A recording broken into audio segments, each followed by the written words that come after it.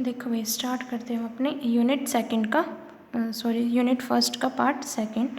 तो unit first part कर रहे हैं हम सेकंड। क्या है हमारे पास पढ़ना क्या है भाई हमें? इपॉक्साइड्स। तो हमारा टॉपिक है इपॉक्साइड्स। तो फर्स्ट हमारे पास बात आती है कि इसकी डेफिनेशन। तो व्हाट आर इपॉक्साइड्स? तो epoxides are cyclic ethers having three-membered ring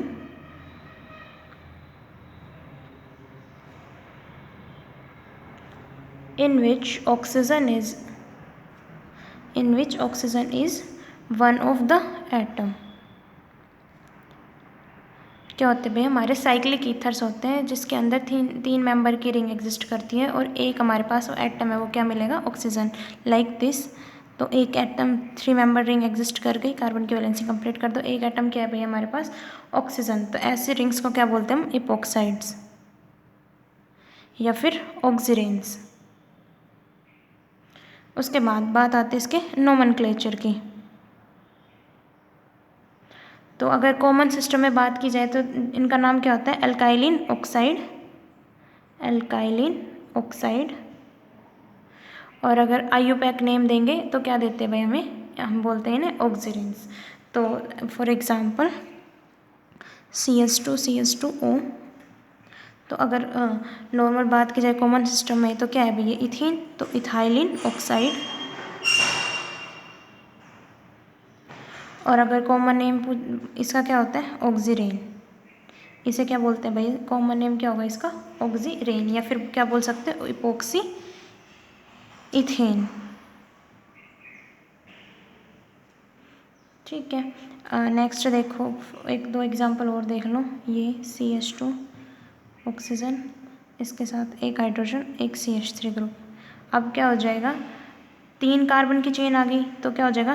propylene oxide. या फिर क्या बोल सकते हैं? Propene oxide. और अगर कॉमन बात की जाए तो क्या होगा? ये तो जो हमारा सिस्टम है क्या था? ऑक्सीरेन। इसके साथ मिथाइल ग्रुप जुड़ा है तो मिथाइल ऑक्सीरेन। तो ये क्या हो जाएगा भाई? इसका नोमेनक्लेचर। उसके बाद इनका जो केमिकल बिहेवियर होता है हमारे इपॉक्साइड का, अभी हमें देख रहे थे क्या है? ये साइक्लिक ईथर्स है, लेकिन जो इनका केमिकल बिहेवियर है, केमिकल बिहेवियर इज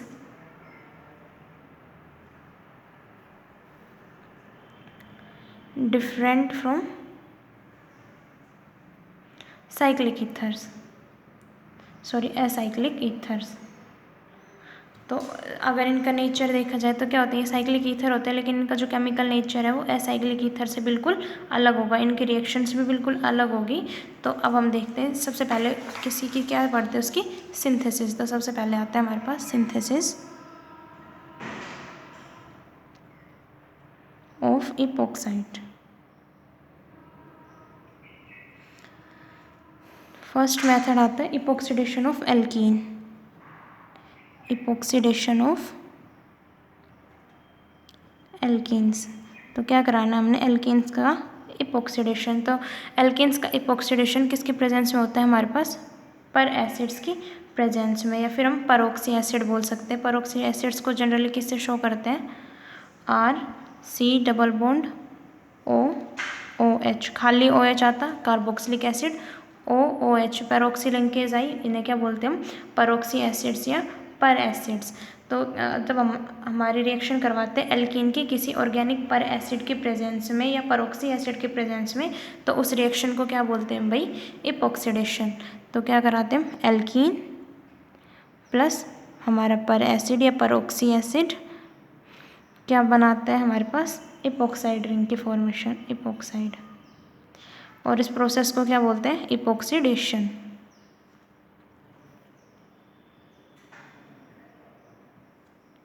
ठीक है, देखो फॉर एग्जांपल कोई भी एल्कीन ले लो, RCH डबल बॉन्ड CHR। कोई भी पर एसिड लिया, मान लो हमने R' डबल बॉन्ड OOH। क्या मिलेगा भाई हमारे पास?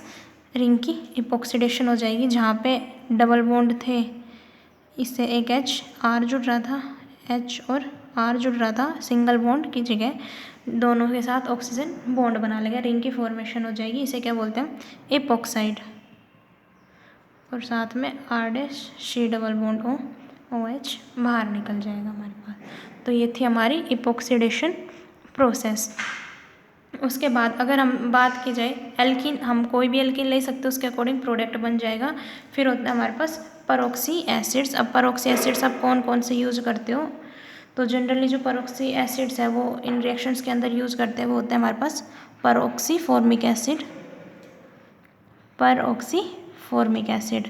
तो फॉर्मिक एसिड सभी को पता है, HC डबल बॉन्ड OH, तो इसके अंदर OH, ये हो गया हमारे पास परऑक्सी फॉर्मिक एसिड। या फिर परऑक्सी एसिटिक एसिड, परऑक्सी एसिटिक एसिड क्या होता है? परऑक्सी एसिटिक एसिड, वही एसिटिक एसिड बना लो, CH3, C double bond OH आता है, अब इसमें OH। नेक्स्ट क्या हो सकता है? परऑक्सी बेंजोइक एसिड,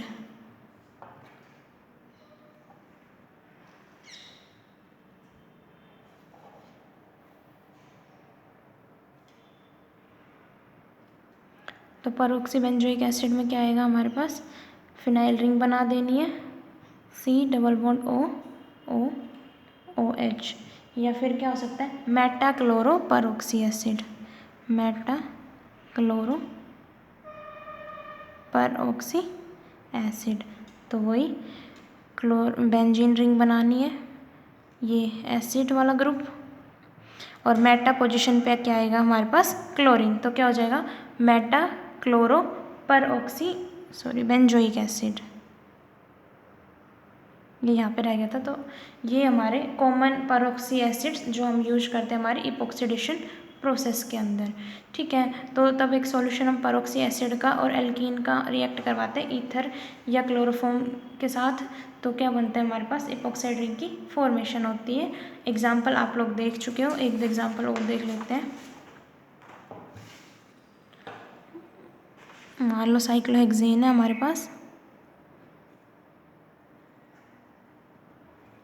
इसकी रिएक्शन करवाई हमने किसी भी पर एसिड के प्रेजेंस में। मान लो परऑक्सी बेंजोइक एसिड ले लिया हमने, COOH, क्या बनेगा? ये सिंपल डबल बॉन्ड पे इपॉक्साइड की फॉर्मेशन हो जाएगी। साथ में क्या निकलेगा? बेंजोइक एसिड हमारा बाहर निकल जाएगा, ऑक्सीजन अपने ट्रांसफ़र करा देगा। ठीक है, तो ये थी हमारी इपॉक्सीडेशन रिएक्शन। जो मोस्ट कॉमनली रिएजेंट आप यूज़ करते हो एल्कीन की इपॉक्सीडेशन के अंदर, वो क्या होता है हमारा भाई? MMPP। तो मैग्नीशियम, इसका नाम क्या होता है? MMPP, magnesium monoperoxy phthalate. Structure क्या होगी इसकी? ये थैलिक एसिड की बना लोगे पहले, COH, C double bond OH, C double bond O negative, और इस नेगेटिव चार्ज से कौन इसके 2 मॉलिक्यूल Mg2 पॉजिटिव सेटिस्फाई करवा देगा। तो इसका नाम है मैग्नीशियम मोनोपरऑक्सी थैलेट। तो जो कॉमनली रिएजेंट यूज़ करते हैं इपॉक्सीडेशन के अंदर, वो होता है हमारा MMPP। ठीक है, उसके बाद क्या देखेंगे? रिएक्शन का मैकेनिज्म क्या होगा भाई? हमारे पास कोई नॉर्मल एल्कीन लेके चले थे, C डबल बॉन्ड, इसके अंदर परऑक्सी एसिड डालोगे, लिंकेज बना लो, ऐसे लिख लो, C double bond OR group, इसके साथ एक ऑक्सीजन जुड़ रही है, एक ऑक्सीजन और एक हाइड्रोजन। क्या होगा? ये इधर डबल बॉन्ड है, न्यूक्लियोफिलिक रिएक्शन होगी, ये इधर, ये आपस में रिंग बना लेगी, ये वाला चार्ज, ये वाला बॉन्ड इधर शिफ्ट हो जाएगा, ये ऊपर की साइड। अब क्या होगा? C सिंगल बॉन्ड C, और क्या बन जाएगी? ऑक्सीजन के साथ रिंग फॉर्मेशन कर लेंगे। अब जो हाइड्रोजन यहाँ से निकला, ये देखो R, इसके साथ C, इधर डबल बॉन्ड O बन गया, और ये जो O नेगेटिव बना था, इसके साथ ये वाला हाइड्रोजन आ जाएगा, तो OH। तो ये था हमारा मैकेनिज़्म, सिंपल मैकेनिज़्म है। जो हमारा पर एसिड है वो अपने ऑक्सीजन को इधर ट्रांसफ़र कर देंगे, इधर ये वाला बॉन्ड इधर, तो ऑक्सीजन इनके बीच आ जाएगी, ये H उसकी वैलेंसी को सेटिस्फाई करवा देगा। तो ये था सिंपल हमारे पास मैकेनिज्म इनके केस में। उसके बाद इसकी नेक्स्ट मेथड ऑफ प्रिपरेशन, तो वो क्या होता है, फ्रॉम हेलोहाइड्रिन्स। हेलोहाइड्रिन्स मतलब जिसके अंदर हेलोजन और हमारा हाइड्रोक्सिल ग्रुप दोनों एग्जिस्ट कर रहे हो। सेकेंड मेथड क्या है हमारे पास, फ्रॉम हेलोहाइड्रिन्स। तो क्या होते हैं भाई हमारे हेलोहाइड्रिन्स, जिसके अंदर क्या एग्जिस्ट कर रहा हो, हमारे पास हेलोजन भी एग्जिस्ट कर रहा हो और हाइड्रोक्सिल ग्रुप भी एग्जिस्ट कर रहा हो। तो फर्स्ट हेलोहाइड्रिन के साथ रिएक्शन कराने से पहले हमें क्या कराना है, उसकी फॉर्मेशन। तो एल्कीन से हेलोहाइड्रेशन कैसे फॉर्म करते हो, तो कोई भी एल्कीन लेना, उसके अंदर क्या डालना है हमने, क्लोरीन या ब्रोमीन, वाटर के प्रेजेंस में जब ट्रीट करवाओगे तो हमारे पास क्या मिलता है, हमारे हेलोहाइड्रिन की फॉर्मेशन होती है। एक साइड तो क्लोरीन जाके जुड़ जाता है और एक साइड OH ग्रुप। तो ये है हमारा इथाइलिन क्लोरोहाइड्रिन, क्या नाम है भाई इसका, इथाइलिन क्लोरोहाइड्रिन। तो फर्स्ट अगर हाइड्रिन की प्रिपरेशन करानी तो क्या करते हो, एल्कीन के अंदर हमारा ब्रोमीन क्लोरीन जो भी हेलोजन है वो प्लस H2O, तो किसकी फॉर्मेशन होती है हमारे पास, हेलोहाइड्रिन की। ठीक है, उसके बाद तब हमारे हेलोहाइड्रिन की रिएक्शन करवाते हैं किसी बेस के प्रेजेंस में, तो क्या मिलता है भाई, हमें हमारे इपोक्साइड रिंग मिलती है या फिर इपोक्साइड्स की फॉर्मेशन होती है। तो नॉर्मल अभी जो भी हमने हेलोहाइड्रिन लिया था उसकी रिएक्शन अगर किसी बेस के प्रेजेंस में करवाई जाए तो हमें मिलता है इपोक्साइड रिंग की फॉर्मेशन होती है। जैसे अभी ये बनाया था हमने CH2OH CH2Cl, इसकी रिएक्शन करवानी है बेस लाइक KOH, बेस का काम करता है। तो CH2 ऑक्सीजन, साथ में KCl और वाटर बाहर निकल जाएगा। ठीक है, तो ये थी हमारी रिएक्शन फ्रॉम हेलोहाइड्रिन। बात आती है इसके मैकेनिज्म। तो इसका मैकेनिज्म देखो कैसे होगा। फर्स्ट स्टेप में ये था हमारे पास CH2 ClOH।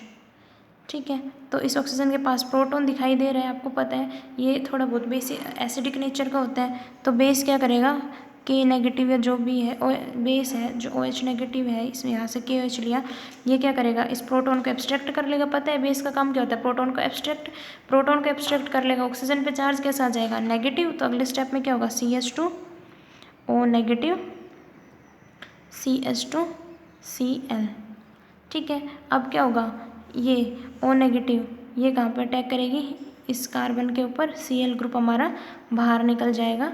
क्या बनेगा, CH2 ऑक्सीजन, इपोक्साइड रिंग की फॉर्मेशन। अब जो रिएक्शन है वो कैसी हो रही है, आपको दिख रही है, इंट्रामोलिकुलर हो रही है, मतलब उसी हमारे सेम मॉलिक्यूल के अंदर हो रही है। तो हम देखते हैं कि जो रिएक्शन है उसके वो क्या होती है, इंट्रामोलिकुलर न्यूक्लियोफिलिक। जो मैकेनिज्म होगा वो क्या होगा, इंट्रामोलिकुलर न्यूक्लियोफिलिक सब्स्टिट्यूशन। तो इंट्रामोलिकुलर न्यूक्लियोफिलिक सब्स्टिट्यूशन से रिएक्शन प्रोसीड होगी। और जो है सब्स्टिट्यूशन पे कौन सा होगा, बाई मोलिकुलर। SN2 है तो जो स्टीरियोकेमिस्ट्री वो डिफरेंट, मतलब जहाँ से O नेगेटिव अटैक करेगा Cl उसके बैक साइड से निकलेगा। या हम कह सकते हैं कि जहाँ पे CX बॉन्ड है O नेगेटिव उसके ऑपोजिट से अटैक करेगा।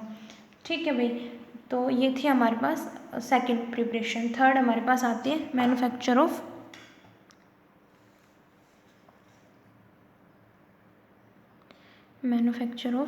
Ethylene oxide.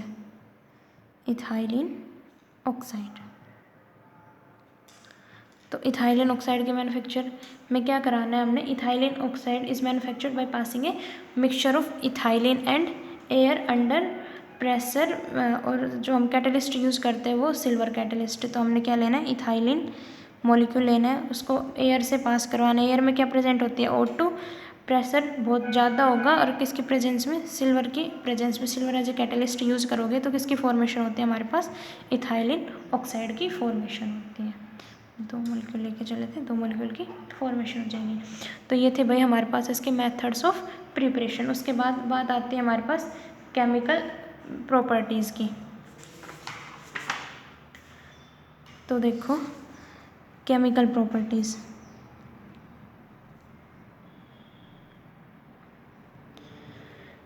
अब इनका अगर कंपैरिजन किया जाए हमारे एसाइक्लिक ईथर के साथ, तो कंपैरिजन करते हैं अगर एसाइक्लिक विद एसाइक्लिक ईथर्स, तो जनरली जो हमारे एसाइक्लिक ईथर्स हैं वो जनरली कैसे होते हैं, नेचर में इनर्ट, केमिकली इनर्ट होते हैं। लेकिन जो हमारे इपोक्साइड रिंग है, जो हमारे इपोक्साइड्स हैं, ये कैसे हैं, highly reactive in nature. Highly reactive होने का मतलब क्योंकि हाईली स्ट्रेन्ड, क्योंकि अभी आप देख रहे हो 3 मेंबर की रिंग फॉर्मेशन हो रही है। 3 मेंबर रिंग जो होती है वो कैसी होती है, हाईली स्ट्रेन्ड स्पीसीज होती है। अगर स्ट्रेन बहुत ज़्यादा है, स्ट्रेन ज़्यादा होने की हाईली स्ट्रेन स्पीसीज, और स्ट्रेन बहुत ज़्यादा है तो जनरली कैसी होगी, अनस्टेबल। और कोई भी स्पीसीज जो हमारी अनस्टेबल है वो नेचर में कैसी होती है, हाईली रिएक्टिव। तो हमारे जो इपोक्साइड्स हैं वो कैसे होते हैं, नेचर में हाईली रिएक्टिव स्पीसीज। ठीक है, तो क्या कराते हैं हम, ये 3 मेंबर रिंग है, इसके अंदर बहुत ज़्यादा स्ट्रेन है। स्ट्रेन को कम कराने के लिए क्या करवाना पड़ेगा, हमें रिंग की ओपनिंग करानी पड़ेगी, क्योंकि अभी इसका जो एंगल है वो नॉर्मली किसके अप्रोक्स है, 60 डिग्री के अप्रोक्स है। और नॉर्मल टेट्राहेड्रल का एंगल हमारे पास 109.5 डिग्री होता है। तो ये क्या करवाना पड़ेगा, रिंग की ओपनिंग। तो जनरली ये वो रिएक्शन देगी जिसके अंदर क्या हो रही हो, इसकी रिंग की ओपनिंग रिएक्शन हो रही हो। तो रिंग ओपनिंग अब 2 टाइप से होती है, एसिड कैटेलाइज्ड रिंग ओपनिंग। तो कौन सी रिएक्शन देंगे भाई, ये रिंग ओपनिंग रिएक्शन। अब रिंग ओपनिंग भी हमारे पास 2 टाइप से, एक तो एसिड कैटेलाइज्ड और दूसरी base catalysed reaction.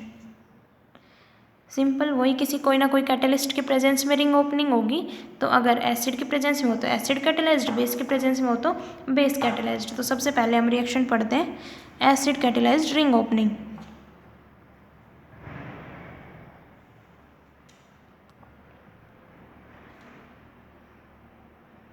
Acid catalysed ring opening reaction. Acid catalysed ring opening reaction के अंदर क्या हो रहेगा, इपोक्साइड्स के क्लीवेज होगा और जनरली हमारे पास क्या मिलेंगे, 1,2 ग्लाइकोल्स। तो जो प्रोडक्ट है वो क्या मिलेगा हमें, 1,2 ग्लाइकोल्स। रिएक्शन नॉर्मली हाइड्रोलिसिस, तो सबसे पहले इसके अंदर रिएक्शन आती है ए एसिड कैटेलाइज्ड हाइड्रोलिसिस। हाइड्रोलिसिस कराना हमने एसिड के प्रेजेंस में। हाइड्रोलिसिस मतलब एडिशन ऑफ वाटर। अब वाटर का एडिशन कराओगे तो जनरली हमारे पास 1,2 ग्लाइकोल्स की फॉर्मेशन होगी। तो ये हमारा इपोक्साइड एसिड के प्रेजेंस में, तो H पॉजिटिव H2O डालोगे, क्या मिलेगा हमारे पास, 1,2 ग्लाइकोल्स की फॉर्मेशन, OH। एग्जाम्पल, ये मान लो हमारे पास इथाइलिन ऑक्सीरेन है, इथाइलिन ऑक्साइड है, वाटर डालोगे एसिड के प्रेजेंस में, क्या मिलेगा भाई हमें, इथेन 1,2 डायोल या इथाइलिन ग्लाइकोल, CH2OH, CH2OH। ठीक है, तो ये थी हमारी acid catalysed hydrolysis. Second reaction acid catalysed with alcohols. Mechanism एक बार देखेंगे इसका लास्ट में। Second reaction acid catalysed reaction with alcohols. अभी तो वाटर के साथ देखी थी, अभी हमने देखनी है अल्कोहल्स के साथ। वही सेम, CH2 ऑक्सीजन, कोई भी अल्कोहल आप यूज़ करोगे, मान लो हमने कर लिया CH3CH2OH, एसिडिक मीडियम में एसिड कैटेलाइज्ड है तो क्या बनेगा भाई, 2-इथॉक्सी इथेनॉल। तो CH3CH2 और इसके साथ जो पूरा ग्रुप जुड़ रहा है CH2OH एज इट इज़। तो क्या मिलेगा भाई हमें, 2-इथॉक्सी इथेनॉल।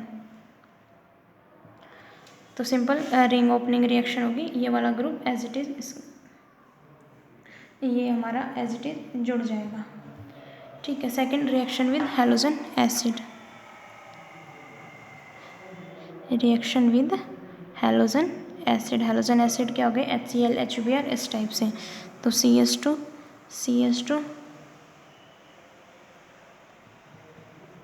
इसके अंदर कोई भी एसिड डालोगे, HBr हो गया, HCl, क्या मिलेगा हमें, हेलोहाइड्रन की फॉर्मेशन होगी।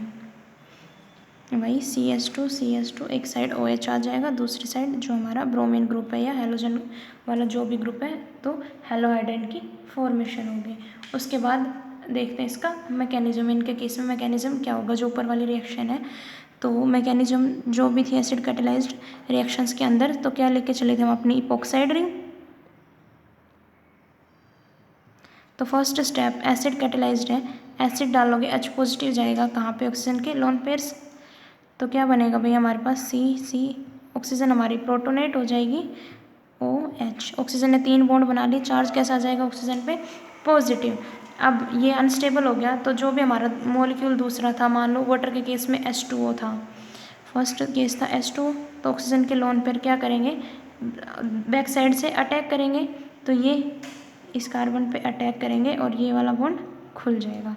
तो क्या बनेगा हमारे पास C double bond OH। Oxygen पे चार्ज कैसा आ गया, पॉजिटिव, ये इधर क्या बन जाएगा OH। अब एक हाइड्रोजन से स्टेबलाइज करवा देगा, क्या बन जाएगा भाई हमारे पास, या फिर कह सकते हैं एक प्रोटॉन का लॉस करवाने पे C इधर OH आ गया था, इधर OH। अब अटैक बैक साइड से हुआ है, तो क्या होगा हमारे पास जो मैकेनिज्म है वो SN2 रिंग ओपनिंग हुई है, तो इन्वर्जन ऑफ कॉन्फ़िगरेशन। ऐसे HBr के केस में ये नॉर्मल बनेगा, यहाँ पे HBr अटैक करवाएगा, तो क्या हो जाएगा, इधर देख लो, अगर HBr अटैक करवाता तो क्या बनता C ऊपर से Br ने अटैक करवाया, तो इधर से क्या हो जाता OH बॉन्ड इधर आ जाता। ठीक है, हैलोइड रिंग, तो क्या होता है इसके अंदर इन्वर्जन ऑफ कॉन्फ़िगरेशन, या हम कह सकते हैं जो अटैक है वो कैसी साइड से होगा, बैक साइड अटैक,